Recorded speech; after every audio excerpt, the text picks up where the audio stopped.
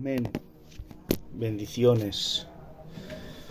Bueno, pues en esta ocasión vamos a hablar de algo sumamente importante, algo que nos incluye a todos, sin excepción, a todos los cristianos me refiero, y que creo que es muy necesario tener en cuenta. En esta ocasión vamos a compartir algo acerca de las peticiones. Vamos a leer en el que podríamos decir que es el capítulo más extraordinario de la carta más importante de Pablo, aunque todas son importantes. Estoy hablando del capítulo 8 de la carta a los Romanos. Leemos a partir del versículo 26. Dice así la palabra de Dios. Y de igual manera el Espíritu nos ayuda en nuestra debilidad, pues ¿qué hemos pedir como conviene? No lo sabemos. Pero el Espíritu mismo intercede por nosotros con gemidos indecibles. Mas el que escudriña los corazones sabe cuál es la intención del Espíritu, porque conforme a la voluntad de Dios intercede por los santos.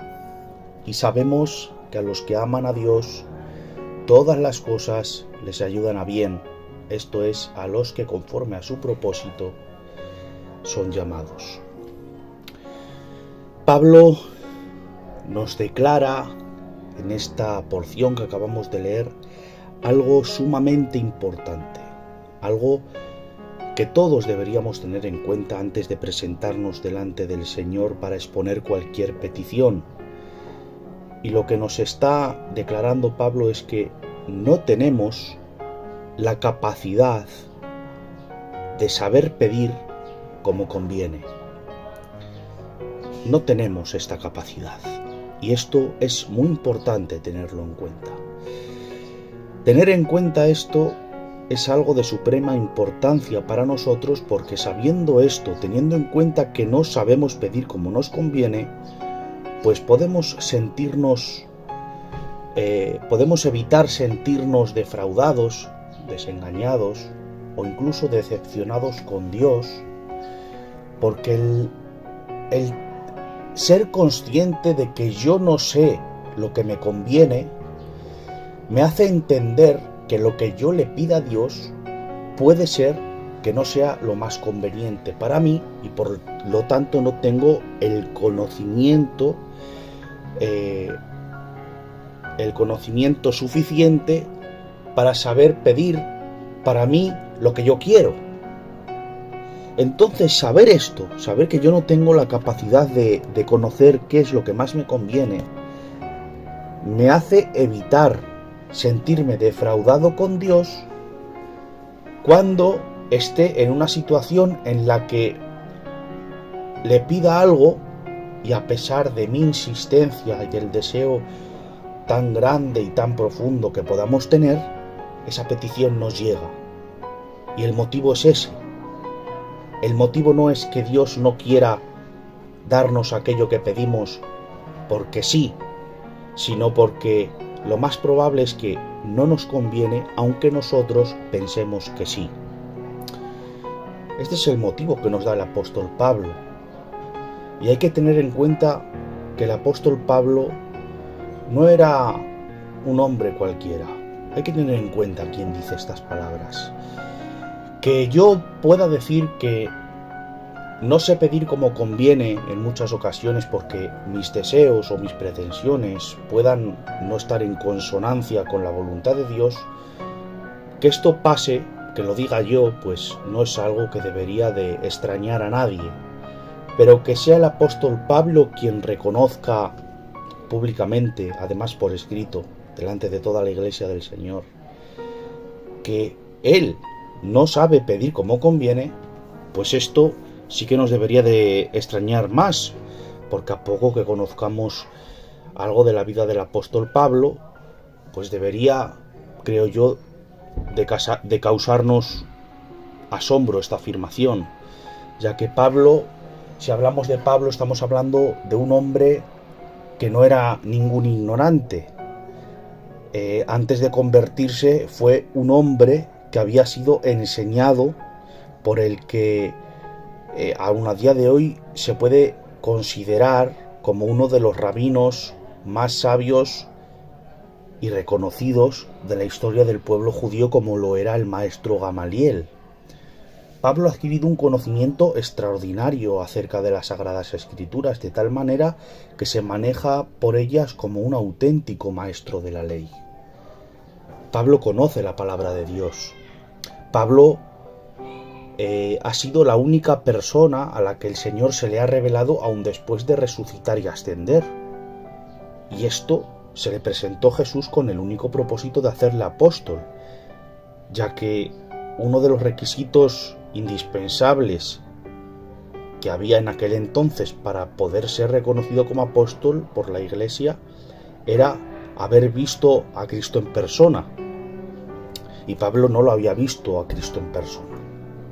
Y en palabras del mismo apóstol Pablo dice que estando de camino a Damasco, Jesús se le apareció de repente desprendiendo una luz tan deslumbrante que le dejó temporalmente ciego. Y literalmente dice con sus propias palabras que, como si de un abortivo se tratara, se le apareció a él el último, como una excepción. Pablo fue la excepción a la que se reveló Jesucristo, y esto simplemente para que pueda ser reconocido como apóstol por la Iglesia. Pablo había sido un cruel perseguidor de la Iglesia, pero ha sido tomado por el Espíritu Santo de una forma tan extraordinaria que se ha convertido en el apóstol de los gentiles, algo que ni siquiera los primeros apóstoles se atrevieron a ser por sus prejuicios culturales. Pablo ha sido dotado por Dios de un conocimiento de las Escrituras y una revelación de la doctrina tan grande que, aun siendo consciente de su vergonzoso pasado como perseguidor de la Iglesia, fue capaz de reprender públicamente al apóstol Pedro. El apóstol Pedro fue el hombre a quien Jesús mismo designó como responsable para comenzar el levantamiento de la Iglesia, para comenzar el Evangelio. Y Pablo se ve con la autoridad por el conocimiento que tiene de la Biblia y que el Espíritu Santo le da. Se ve con la autoridad y la libertad de censurar a Pedro por la actitud discriminadora que éste tiene. Y aunque Pedro era una institución para todos los cristianos desde el mismo momento en el que comenzó el Evangelio, Pedro se tiene que quedar callado y no tiene nada con qué contestar a Pablo, porque es que Pablo tiene razón. Pablo, gracias a la acción del Espíritu Santo, ha sido capaz de asimilar toda la doctrina de las Sagradas Escrituras, de tal forma que ha conseguido dar explicación al Antiguo Testamento, señalando que todo lo que está escrito en la ley y en los profetas apuntaba a Cristo, siendo inspirado por el Espíritu Santo para dejarnos por escrito todas estas enseñanzas y estas revelaciones sin ningún ápice de error. Y este Pablo, que ha tenido la gracia de recibir tantas y tantas revelaciones, es el mismo que es capaz de reconocer públicamente que cuando se dirige a Dios para pedirle algo, todavía no sabe pedir como conviene. A pesar del gran conocimiento que tiene y de su gran madurez espiritual, Pablo no tiene ningún problema en confesar que todavía no sabe si lo que le pide a Dios forma parte de su soberana voluntad o no. Pablo no solamente nos confiesa que no sabe pedir como conviene, sino que incluso nos cuenta su testimonio con una experiencia personal en la que le ha ocurrido esto mismo que estamos diciendo. Y vemos cómo en 2 de Corintios capítulo 12 nos dice cómo ha rogado hasta en 3 ocasiones al Padre que le quitara el aguijón que le atormentaba. Y vemos cómo, a pesar de su insistencia y la terrible angustia que estaba sufriendo debido a este aguijón, Dios no le concede su petición. Pablo no nos dice explícitamente de qué se trataba aquel aguijón, pero sea lo que sea, hay algo que sí sabemos, de lo que sí podemos estar seguros, Y es que Pablo no era un hombre que se quejara por cualquier cosa. Pablo era un hombre que estuvo dispuesto a sufrir y a morir por el Evangelio en innumerables ocasiones. Y de hecho sufrió mucho y murió por el Evangelio. Vemos cómo en sus cartas y en Hechos de los Apóstoles él expresa que ha sufrido azotes sin número y muchos latigazos. Ha sido apedreado en Listra y le dejaron de tal forma que fue dado por muerto. 3 veces ha estado como náufrago en alta mar. Ha sufrido peligros de todo tipo. Ha estado en cárceles y ha sufrido enfermedades. Ha tenido muchos desvelos y sabe lo que es sufrir hambre y sed. Y cuando digo hambre y sed, es un hambre y una sed terribles. Sabe lo que es el frío y la desnudez. Y a pesar de todo esto, a pesar de esta situación en la que se encuentra, nos dice él mismo que la preocupación que le sobresalta, la preocupación que se le agolpa cada día, no es su vida o su integridad física, sino la preocupación por la iglesia del Señor. Pablo no era un hombre que se quejara por cualquier cosa. Como él mismo nos dice, ha aprendido a vivir en la abundancia y en la escasez. Sabe lo que es tener mucho y lo que es no tener nada. Por eso podemos decir que si Pablo rogaba a Dios que le quitara aquel aguijón, no nos es necesario saber exactamente qué es lo que era aquel aguijón para afirmar que no sería cualquier cosa y que este aguijón le estaba afectando gravemente y limitando mucho su ministerio. Y con el conocimiento que tenía estoy seguro de que tendría todo el derecho de pedirle a Dios que se lo quitara. Pero a pesar de todo, Dios, como bien sabemos, no concede su petición. Se nos ha enseñado, y se nos sigue enseñando aún a día de hoy, que el principio que mueve a Dios a actuar en favor de nosotros para conceder nuestras peticiones es la fe. La fe es el vehículo que hace que Dios se mueva para cumplir aquello que le pedimos. Y es verdad que la fe, como dice la Biblia, puede mucho, pero la fe no es el único elemento que entra en juego cuando Dios nos concede algo. El hecho de tener mucha fe no implica necesariamente que nuestra petición se materialice, que Dios nos conceda aquello que le pedimos. Porque antes de esto hay que entender que si lo que le estamos pidiendo no forma parte de su voluntad, ya podemos tener la fe del apóstol Pablo que no se cumplirá nuestra petición. Y es que antes de presentarnos ante Dios, debemos tener en cuenta que debido a nuestras limitaciones intelectuales, a nuestra ignorancia, es posible que nuestra petición no se encuentre en sintonía con la voluntad de Dios. Esto es perfectamente posible, al igual que le pasó al apóstol Pablo cuando le dijo a Dios o le pidió que le quitara aquel aguijón. Y si le pasó al apóstol Pablo, mucho más fácilmente nos pasará a cualquiera de nosotros. Es decir, que no estamos exentos de pedir cosas al Señor que nosotros pensemos que sean legítimas y que sin embargo no se encuentren dentro de la voluntad de Dios. Y ahora yo pregunto, si pensamos que la fe es el único elemento que importa a la hora de que recibamos aquello que le pedimos, ¿por qué Pablo no recibió aquello que le pidió? ¿Acaso Pablo no tenía fe de que Dios le pudiera quitar ese aguijón? De hecho, ¿quién puede decir que tiene más fe de la que tenía Pablo? Pero es que el problema no era la fe, sino el no saber pedir como conviene. ¿Y por qué no sabemos pedir como conviene? Pues la respuesta es relativamente sencilla. No sabemos pedir como conviene porque no conocemos las consecuencias de nuestras peticiones. No podemos saber lo que pasará después de recibir aquello que queremos, pero Dios sí lo sabe.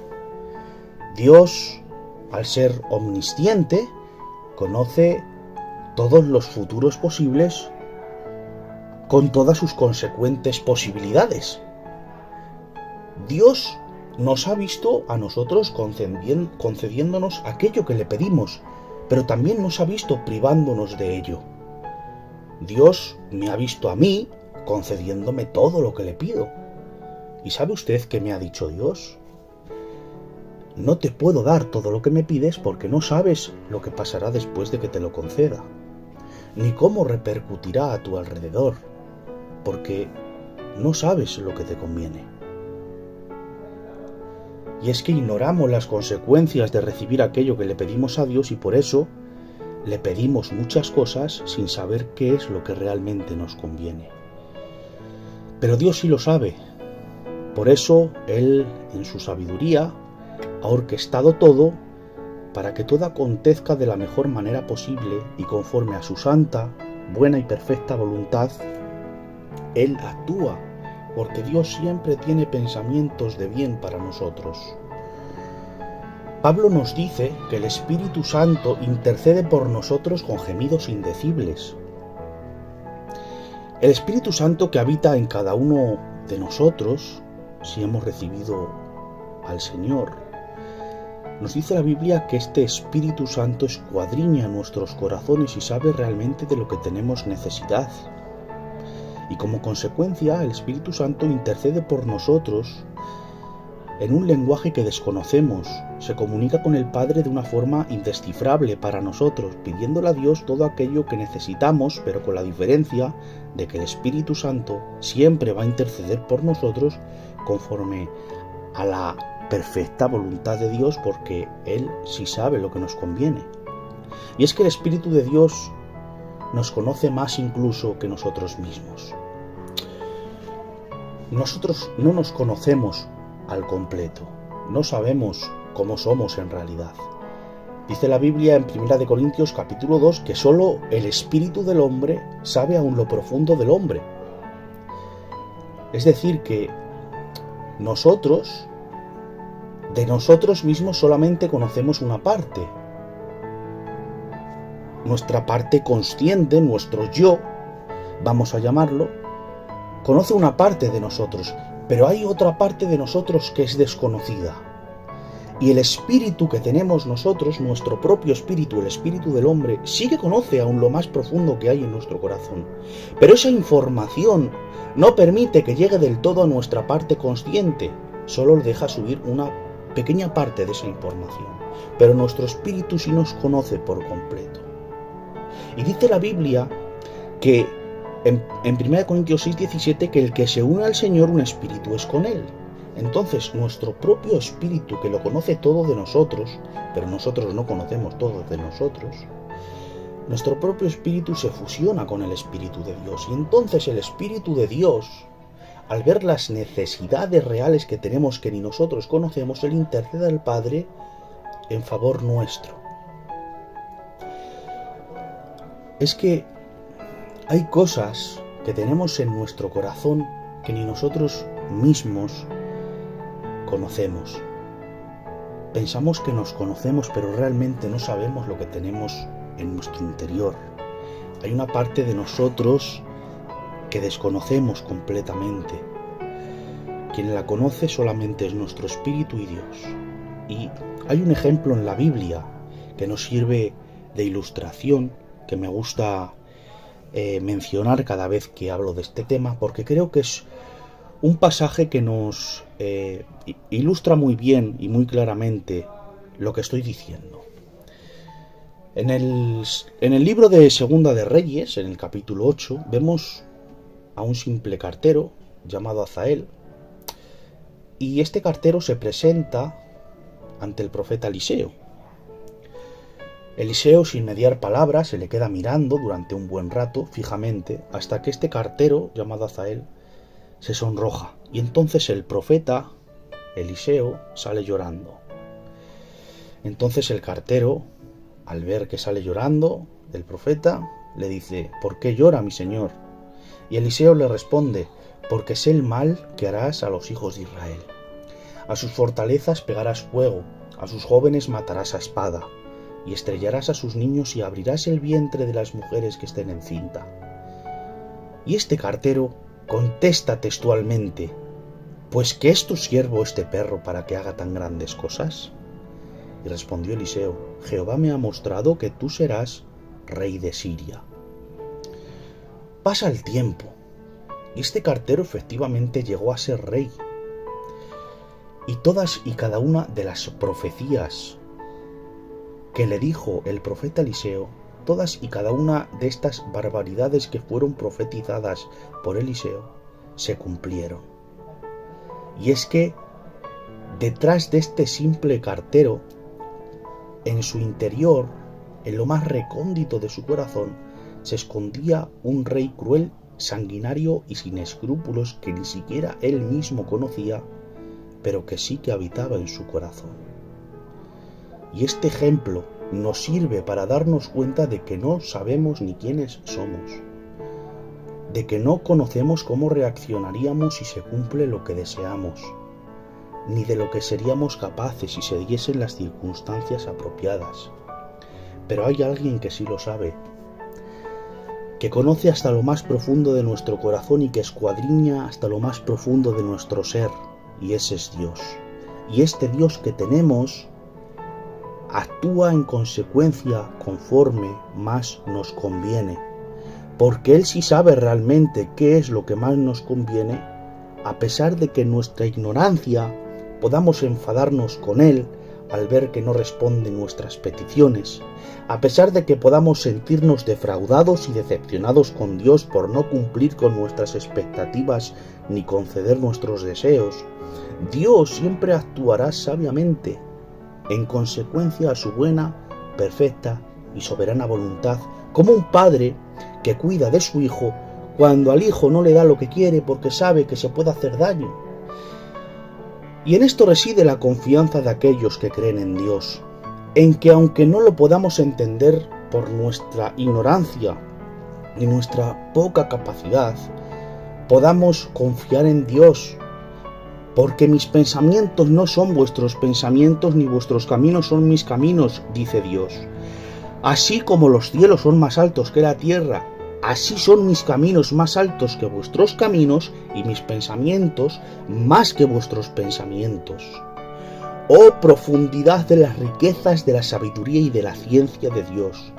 Cuán insondables son sus juicios e inescrutables sus caminos. Porque ¿quién entendió la mente del Señor o quién fue su consejero? Por eso, aunque nos duela en el alma, aunque lloremos amargamente porque Dios no nos da aquello que queremos, tengamos presente que Dios siempre actúa sabiamente, movido por su amor, sabiendo lo que realmente nos conviene y que, como dice Pablo, sabemos que a los que aman a Dios, todas las cosas les ayudan a bien.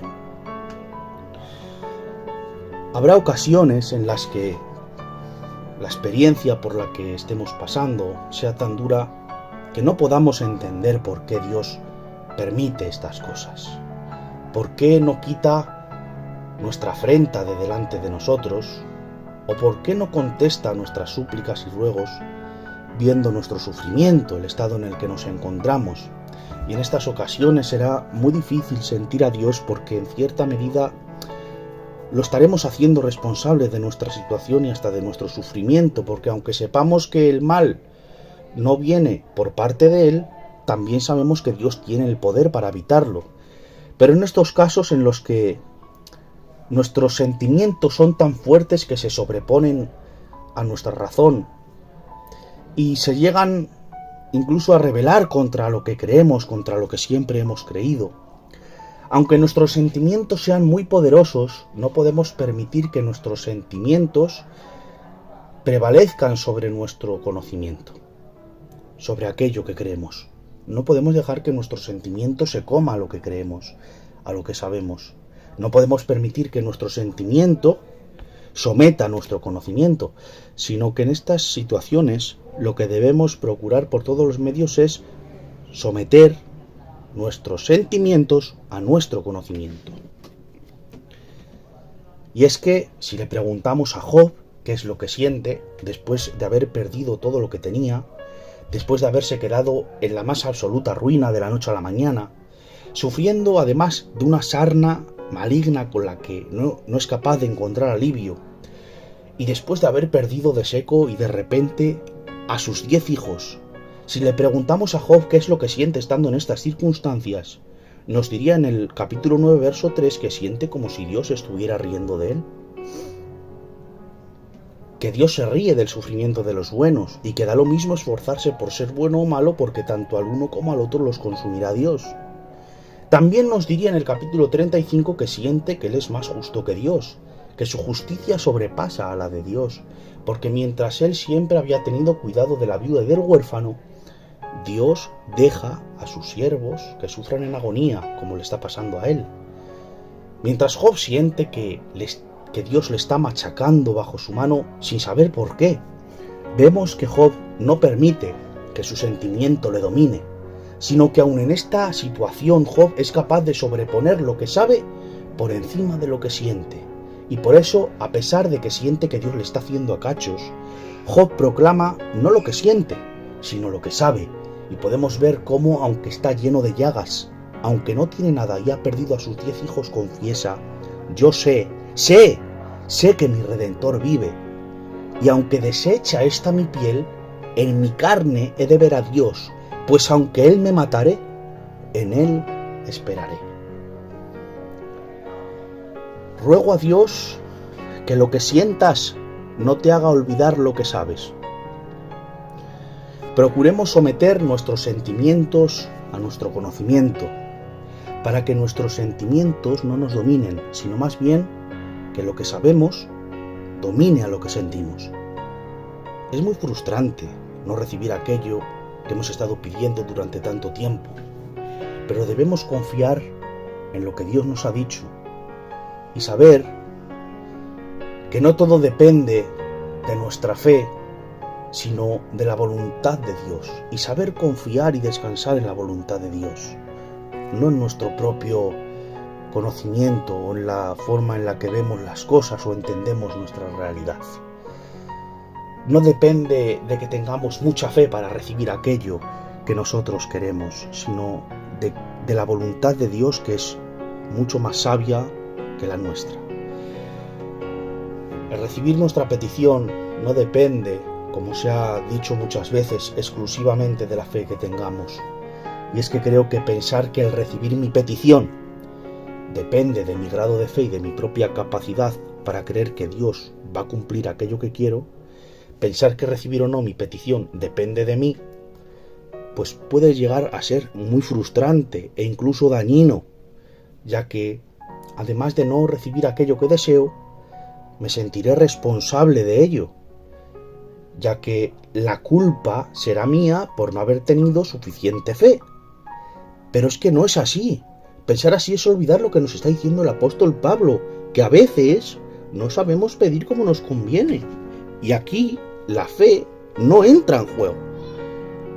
Si alguien ha llegado a pensar que su petición no se cumple simplemente por su falta de fe, y cree que por el hecho de haber dudado por un instante que se vaya a cumplir su petición, ha echado a perder la oportunidad de que eso se cumpla, tengo que decirte que estés tranquilo, estés tranquila, porque ese no es el motivo por el que no recibes tu petición. Dice la Biblia en Santiago capítulo 1 versículo 6: pero el que pida, pida con fe, no dudando nada, porque el que duda es semejante a la onda del mar, que es arrastrada por el viento y echada de una parte a otra. Este es un versículo que se ha malinterpretado muchísimo a lo largo de los últimos años, sobre todo. Parece que este texto nos está confirmando la idea que estoy tratando de derribar, pero en realidad, si hacemos un análisis un poco más profundo del texto, veremos que no es así. Santiago dice que el que pida, pida con fe, no dudando, porque el que duda es como las olas del mar que van de un lado a otro. Es decir, que si lo leemos por encima, este versículo a primera vista parece decir que cuando pidamos algo lo pidamos con una fe tan obsesiva que no podamos dar lugar a dilemas mentales que puedan surgir, del tipo: ¿Y si Dios no quiere conceder mi petición? Porque en el momento en el que demos lugar a este tipo de preguntas en nuestra cabeza, es como si estuviéramos dando lugar a la duda y entonces no se cumple aquello que queremos. Pero la duda a la que se refiere Santiago en este versículo no es a esto, es a un concepto muy distinto. La palabra griega que utiliza Santiago en este versículo para duda es diacrino. Esta es la palabra original. Y esta palabra tiene el sentido de algo que está dividido. Esta palabra tiene el mismo sentido que más adelante Santiago le da al hombre de doble ánimo, al que tiene doble vida. Es decir, que la duda de la que aquí se está hablando en este versículo se refiere a las contradicciones vivenciales que experimentamos a la hora de pedir algo al Señor.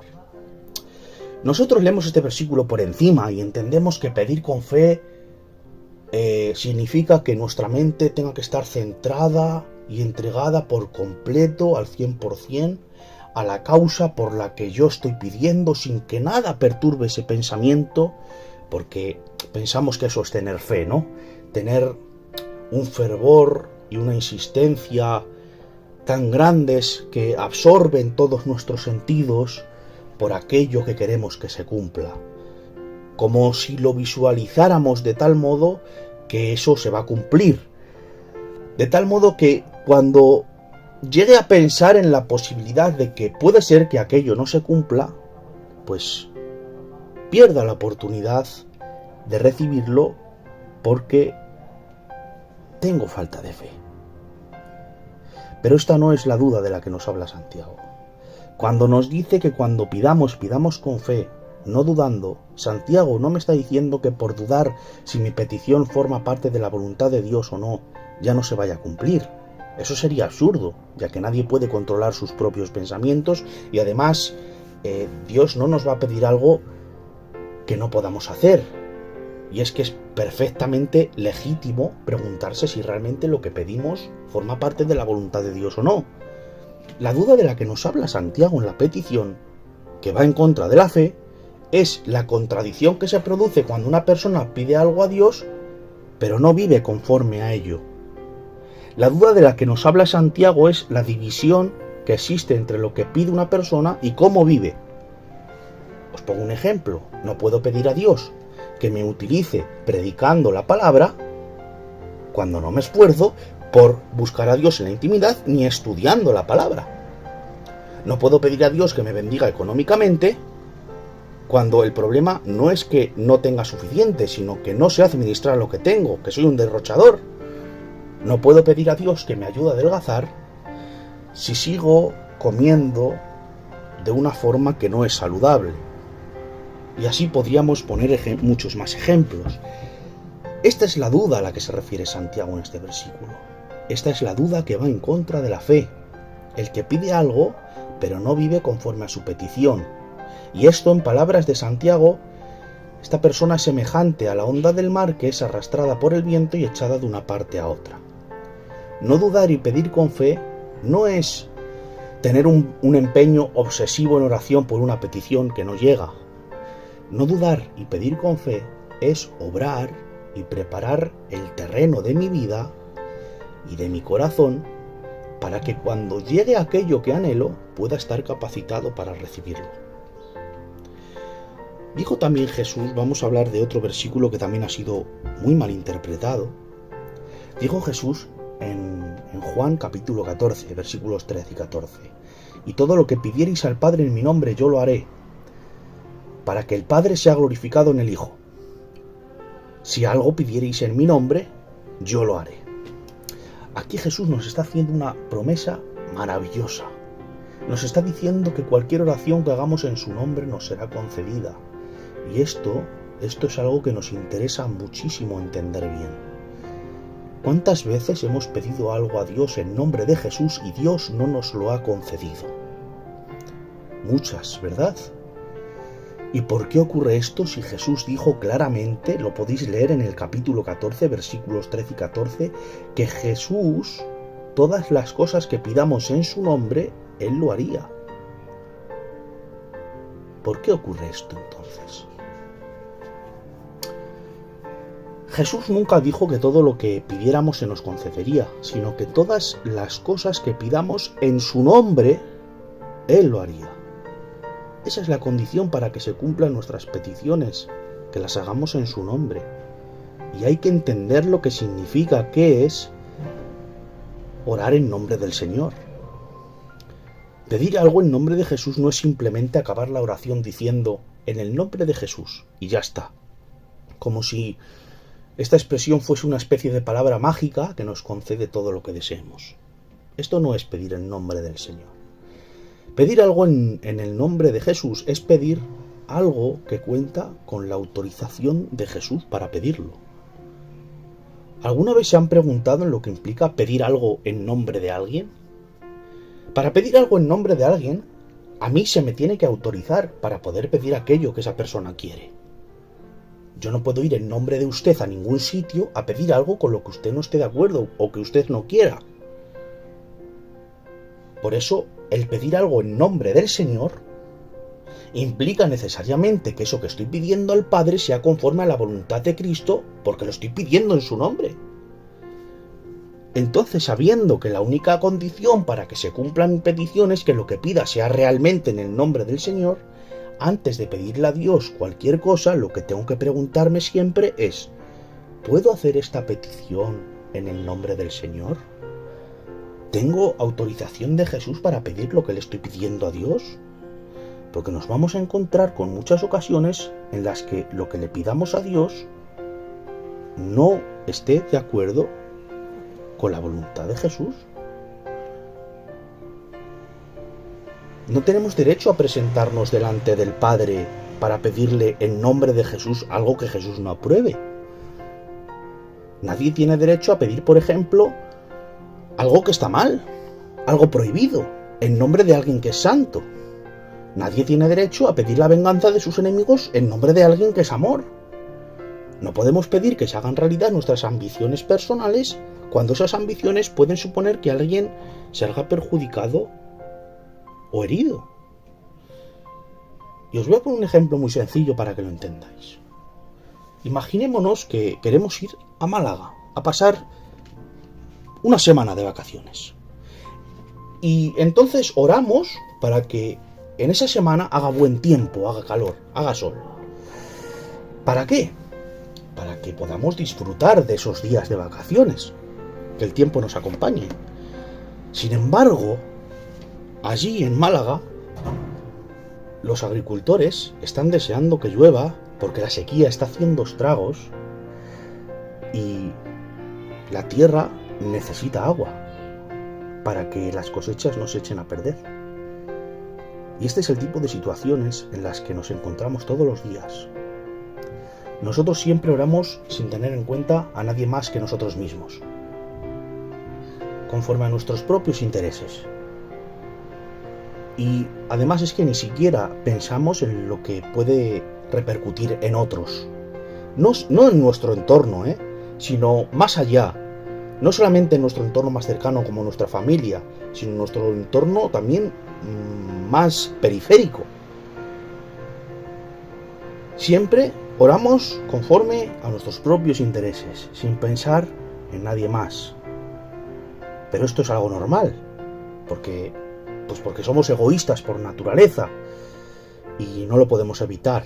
La mayoría de las veces ni siquiera nos damos cuenta. De hecho, creo que si nos diéramos cuenta en cómo pueden repercutir nuestras peticiones negativamente a otros, igual nos pensábamos más bien el pedir eso o no. Por eso cuando oremos, como no sabemos si somos así, somos de esta manera, pues debemos preguntarnos con sinceridad si realmente podemos hacer esa petición en el nombre de Jesús, porque esta es la única condición para que se cumpla mi petición. Siempre que oremos pidiéndole algo al Señor, como somos ignorantes y a veces no podemos saber cuál es la voluntad de Dios, porque Dios sí que conoce todas las cosas, nuestra petición siempre tiene que venir acompañada de la sincera expresión: pero hágase tu voluntad. Y esta es la cláusula que siempre tienen que incluir todas nuestras peticiones. Porque la oración genuina, la que escucha al Señor, nunca es egoísta. La oración centrada en el yo, en mi propio bienestar, en mi propia comodidad, en conseguir solamente aquello que yo quiero, difícilmente será escuchada. Pero la oración que pone por encima la voluntad de Dios, que los deseos de uno mismo, esa sí será escuchada. La esencia de la oración verdadera me refiero, no es pedir a Dios que cambie su voluntad conforme a la nuestra, sino que se haga su voluntad y a nosotros nos ayude a aceptarla. Lo que debemos pedirle a Dios no es que nos envíe todo lo que nosotros queramos, sino que nos capacite para aceptar lo que Él quiera enviarnos. Por eso dice la Biblia en el Salmo 138, versículo 8, Jehová cumplirá su propósito en mí, el suyo, no el mío. Porque a veces mis propósitos no van en consonancia con los suyos. Por lo tanto, se trata no de mis ambiciones, ni de mis deseos, ni de mis pretensiones, sino de conocer cuál es la voluntad de Jesús para poder pedir aquello en su nombre. Solamente hay un caso en el que se cumplirán las peticiones de nuestro propio corazón, y es cuando se cumple la condición que nos menciona el salmista en el Salmo 37:4. Dice, deleítate asimismo en Jehová, y Él te concederá las peticiones de tu corazón. Siempre que se lee o se escucha este versículo, se suele poner todo el énfasis en la última parte, la que dice que Dios cumplirá las peticiones de nuestro corazón. Pero es que esto es una promesa condicionada, y viene condicionada por lo que pone anteriormente, y ese es el centro del versículo, y lo que da sentido al versículo. Deleítate en Jehová. Deleítate en Jehová y entonces se cumplirán las peticiones de tu corazón. Es decir, que Dios no cumplirá las peticiones de nuestro corazón a no ser que nos deleitemos en Jehová, que nuestro deleite sea Él. Dios cumplirá las peticiones de nuestro corazón siempre que el motivo de nuestras peticiones sea deleitarnos en Dios y no nuestros propios deleites. Deleítate en Jehová y entonces Él cumplirá las peticiones de tu corazón. Cuando nuestro deleite es Jehová, pedimos conforme a lo que Él quiera que pidamos, como aquel que sacrifica su deseo y sus intereses para que se cumplan los sueños de la persona a la que esa persona ama. Porque su deleite, más que alcanzar sus metas, es ver que la persona a la que ama consigue lo que desea. Me voy a explicar de forma más sencilla con un ejemplo. Esto es algo que cualquier padre y madre puede entender. ¿Cuántas veces nos hemos quedado con ganas o hemos hecho algún sacrificio y nos hemos privado de conseguir algo que deseábamos en favor de nuestros hijos para poder ayudarles a conseguir aquello que ellos quieren?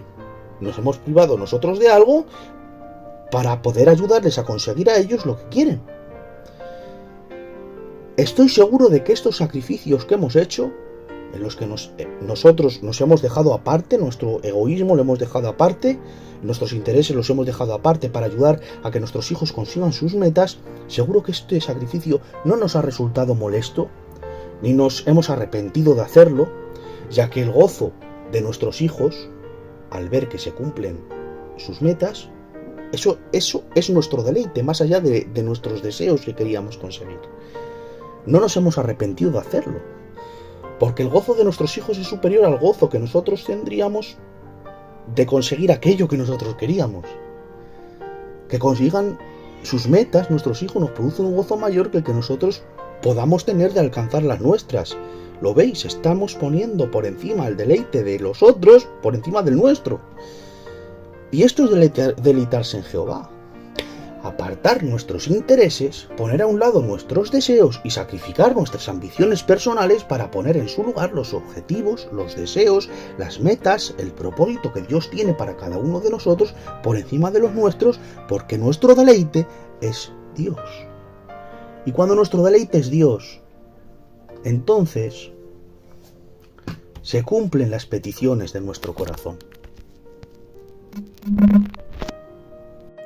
Porque a pesar de todas las aspiraciones, anhelos y pretensiones que se puedan levantar en nuestro corazón, porque esto es algo inevitable en nosotros, al final siempre se va a terminar la oración diciendo, pero hágase tu voluntad.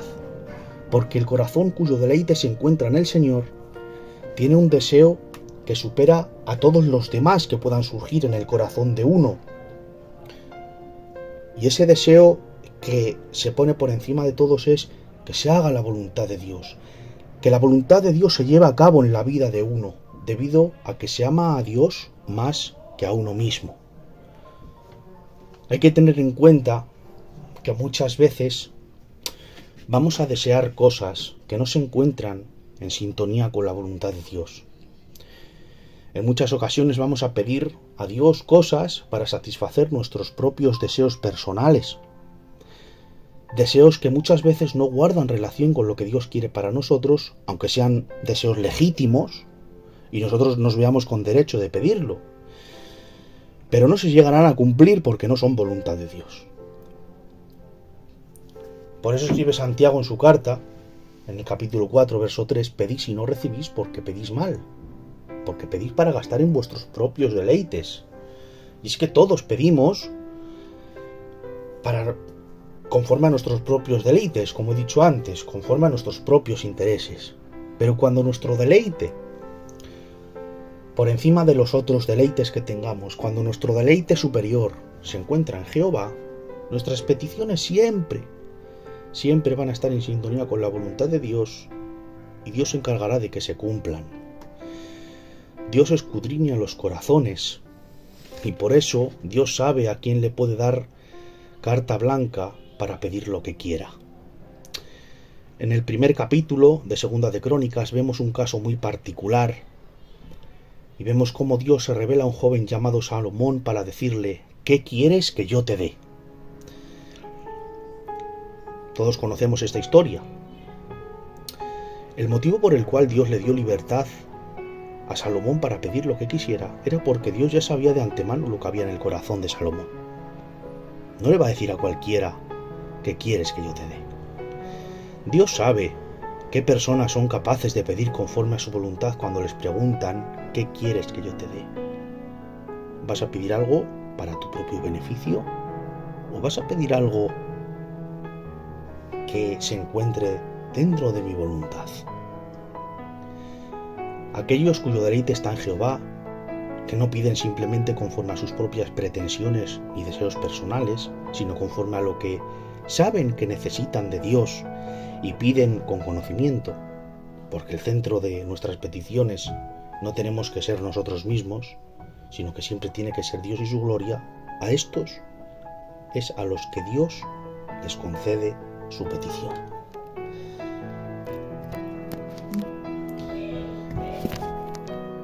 Habrá muchas ocasiones,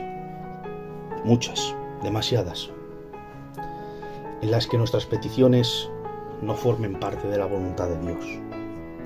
Y en estas situaciones tenemos dos opciones: ser egocentristas, frustrarnos, incluso rebelarnos contra Dios porque no nos da lo que queremos, o imitar la actitud de Pablo, quien, a pesar de su insistencia, sus ruegos y su dolor, aunque Dios no le concede su petición, decide confiar en Dios y creer en su palabra, proclamando: Dios me ha dicho, bástate mi gracia, porque mi poder se perfecciona en la debilidad. Por tanto, de buena gana me gloriaré más bien en mis debilidades, para que repose sobre mí el poder de Cristo. Por lo cual, por amor a Cristo me gozo en las debilidades, en afrentas, en necesidades, en persecuciones, en angustias, porque cuando soy débil, entonces soy fuerte. Pablo entendió que aquello que le estaba pidiendo a Dios, que le quitara el aguijón, en realidad era el medio que le estaba haciendo más fuerte. Y es que no todos los aguijones que sufrimos son malos para nosotros, aunque vengan de parte del mismo diablo. Sigue diciendo Pablo: por tanto, para que la grandeza de las revelaciones no me saltase desmedidamente, me fue dado un aguijón en mi carne, un mensajero de Satanás que me abofetee para que no me enaltezca sobremanera. Por eso, cuando Pablo entendió que su aguijón le era necesario y que Dios no se lo quitaba por su bien, aunque le estaba haciendo sufrir una agonía, Pablo no se frustró ni se rebeló contra Dios, sino que glorificó a Dios por ello, porque supo entender que era lo que él necesitaba para seguir siendo de provecho para los demás. Y este es el nivel al que todos debemos llegar. Que aunque Dios no cumpla nuestras peticiones más trascendentes o nuestros anhelos más profundos, podamos decir de verdad, hágase tu voluntad, porque entendemos que la voluntad de Dios es más sublime y sabia que la nuestra. Y al igual que Pablo, podamos glorificar a Dios, aunque no nos conceda la petición, porque hemos aprendido a confiar en Él más que en nosotros mismos. Que el hecho que Dios cumpla o no nuestros deseos no haga tambalear nuestra fe. Que sea que sí o sea que no, podamos seguir glorificando a Dios, y que al igual que aquellos tres en el horno de fuego podamos decir: he aquí, el Dios a quien servimos puede librarnos del horno de fuego. Y si no lo hace, sepas que tampoco nos postraremos ante la estatua. Esta es la actitud que debemos tener cuando nos encontremos en estas situaciones. Sea que Dios nos libre o no lo haga, sea que Dios escuche nuestras súplicas o guarde silencio, sea que Dios nos conceda la petición más profunda de nuestro corazón o no, sepamos que sea una cosa o sea la otra, podamos seguir glorificando a Dios por medio de nuestra vida. Escucharemos a hermanos testificar que Dios les visitó y nos contarán cómo Dios respondió a su clamor y a sus oraciones con prodigios, maravillas y señales poderosas. Cómo gente se convirtió y ocurrieron sanidades impresionantes porque Dios escuchó la oración. Pero miraremos a nuestro alrededor y sufriremos un golpe de realidad. Seguimos orando y clamando por diversos problemas que nos afligen de diferente índole, por salud, por economía, por estabilidad, por la situación familiar, pero no vemos nada de lo que nos dijo aquel hermano. Nuestra realidad sigue siendo la misma. Pero no podemos desanimarnos porque lo que hemos escuchado no es toda la verdad, sino solamente una parte de ella. Porque es verdad que Pedro fue librado milagrosamente de aquella cárcel por un ángel que Dios envió, pero no es menos verdad que también había un Jacobo que murió a espada sin que Dios hiciera nada. Y tanto el uno como el otro glorificaron a Dios. Y es que habrá muchas ocasiones en las que Dios escuche nuestras súplicas y nos dirá: conforme a tu fe será hecho, pero también habrá muchas otras ocasiones en las que el Señor no cumplirá nuestras peticiones y nos dirá: bástate mi gracia. Porque según el libro de Hebreos hay dos formas de glorificar a Dios manifestando nuestra fe. En el capítulo 11 de Hebreos se nos habla de los héroes de la fe. Se nos habla de la fe de Abraham, de la fe de Jacob, de la fe de José, de la fe de Moisés, de Gedeón, de David, de Samuel.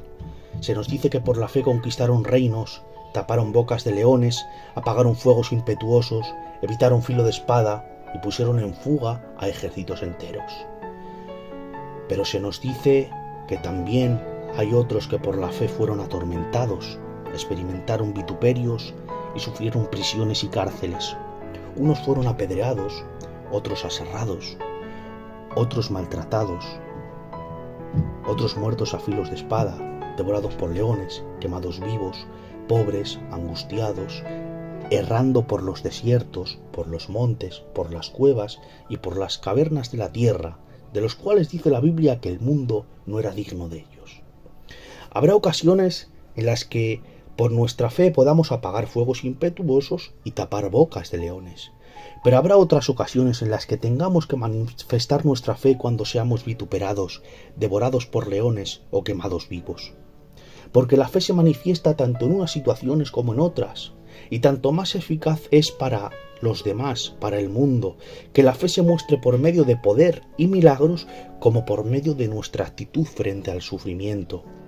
Si alguien me pregunta qué fue lo que conquistó al mundo para que creyera en el Evangelio, no diría que fueron los milagros, sino el martirio de aquellos que creyeron en el mensaje de Cristo porque testificaron acerca de su fe a costa de sus vidas, dando aún más credibilidad al mensaje que predicaban. Es cierto que los milagros son un medio para mostrar el poder del Evangelio, pero ni el mismísimo Hijo de Dios encarnado, obrando milagros delante de ellos, consiguió convencer a los fariseos, sino que antes de admitir el poder de Jesús se encargaron de despreciar aquellas señales con acusaciones falsas. Pero ¿cómo se puede ignorar el martirio de tantas y tantas personas? No hay forma de desestimar este hecho, de que tantos y tantos cristianos sean capaces de dar su vida por Cristo. Los milagros son fáciles de menospreciar cuando hay personas que están predispuestas al rechazo de Dios. Antes de aceptarlo, se inventarán cualquier argumento, como que fue producto de la casualidad o que hubo algún error, con tal de no admitir el poder de Dios. Lo que no puede pasar desapercibido es que ante las adversidades y los sufrimientos, los cristianos mantengan su fe y muestren una serenidad tan grande en medio de la tormenta. Y es que muchos de nuestros sufrimientos sirven precisamente para que la gloria de Dios se manifieste en nosotros por medio de nuestro carácter y seamos un testimonio vivo. Porque en ocasiones Dios tiene una forma extraña de responder a nuestras oraciones quedándose callado, como si no le importara que sus hijos sufran injusticias o experimenten aflicciones. Le pedimos que nos ayude a cumplir nuestros sueños y su respuesta es mostrarnos un desierto. Nunca nos sentiremos más lejos de lograrlo que estando allí, sin saber que ese desierto es el camino que nos lleva a cumplir su promesa. Hemos llegado a pensar que Dios no nos escucha cuando nos tocó enfermar gravemente y todo pintaba mal.